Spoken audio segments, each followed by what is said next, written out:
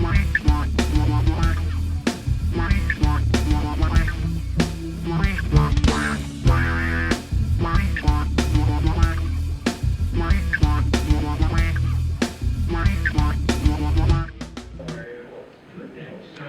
everybody, John Padilla here of JP Total Fitness. I am here in Dolphin Fitness in Bay Ridge, Brooklyn, New York. And this is another installment of the how-to series. For this video, I'll be going over the deadlift. The deadlift can be a tricky move, and there's a lot of information out there on the deadlift.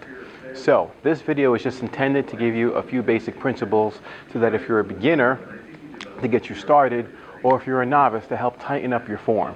Then from there, you could look up all the other great information out there. I do a lot of research on the deadlift myself, and then you can tighten it up, and then you'll be on your way.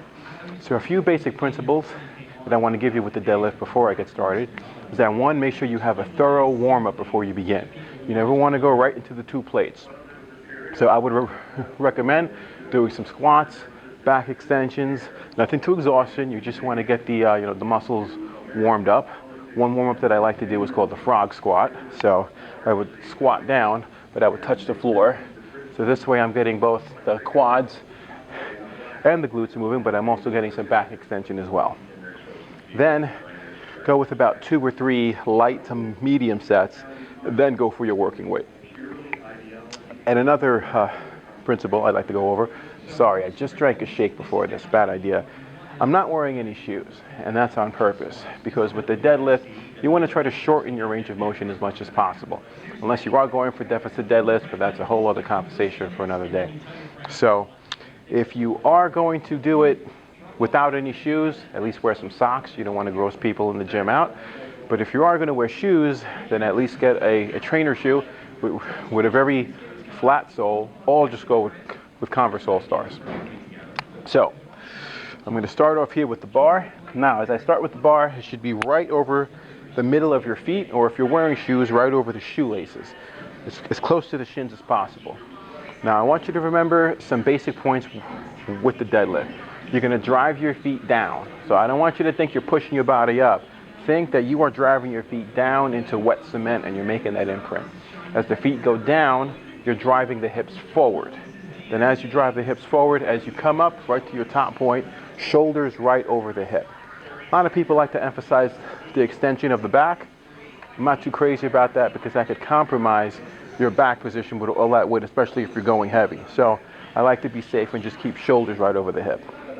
I'm going to go over a few common mistakes that people make with the deadlift that a lot of you may see, or you may be doing these. One is that people squat the weight. So they make it more of a low barbell move where they hold the barbell with no back movement, and they're just doing this.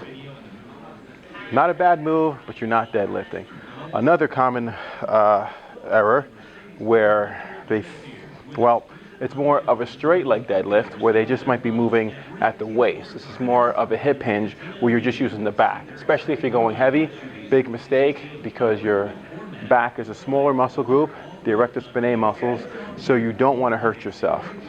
One of the biggest mistakes that I see people do is they'll do the hip hinge with a rounded back. So they'll have the back rounded, they look like Quasimodo, and they'll be pulling like this with the back rounded. Pulling everything here, not using the glutes, not using the legs, and at some point you are going to set yourself up for serious injury because you need to compress those erector spinae muscles. So at least a flat back, but try to compress it if necessary. Sometimes if you're a little too flat, especially when you go heavy and you start to cheat, you will start pulling into that rounded back. So at least if you go compressed and you get heavy and you start cheating a little, you'll at least normal off. Okay, so now I'm going to get into the working rep here. So I'm going to start with feet about shoulder width apart. If you're really not sure what your width should be, because a lot of research out there shows that the shape in your hip and the hip socket and all that stuff there may dictate what kind of stance you need to take. So if you're not sure, hang from a pull-up bar. Your feet should be about maybe 2 or 3 feet in the air, and then land. Wherever your feet go, that is pretty much your working base of stability. So I know where mine is. Now, as you grab the bar, the hand should be just outside the hips.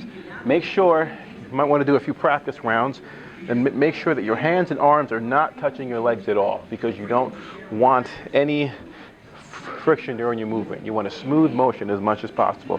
You just don't want to go too wide out, because then that's going to make your range of motion a lot longer. So I'm going to go right here.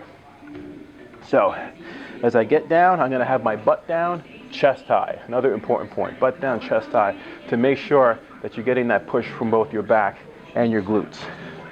So I'm going to brace the abs really tight, like I'm expecting someone to punch me. I'm going to keep my chin down to minimize the arch in my back. So I'm going to push the legs down, push the feet down, hit the hips forward. So feet down, hips forward, shoulders right over the hips. And as I lower it, I'm going to bend the knees first, right back down, plates come down to the floor. Make sure the bar is right at the shins. Excuse me. And right back down. You didn't hear that. So one more time. Deep breath.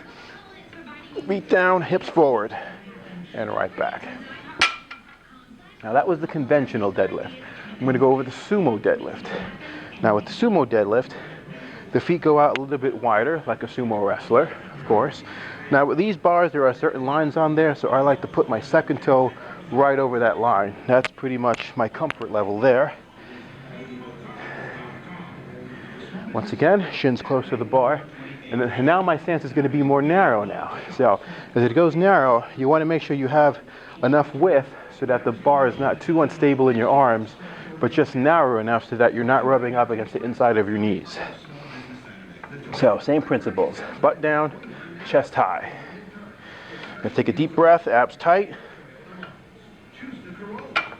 hand right up, and right back down. So push the feet down, hips forward, shoulders over the hips.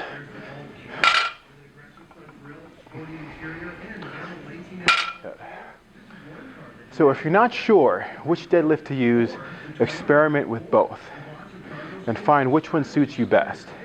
I have found that for myself, I tend to lean more towards the sumo deadlifts only because they don't tear my glutes up as much, especially when I do my leg day a few days after, because I split it up in my routine.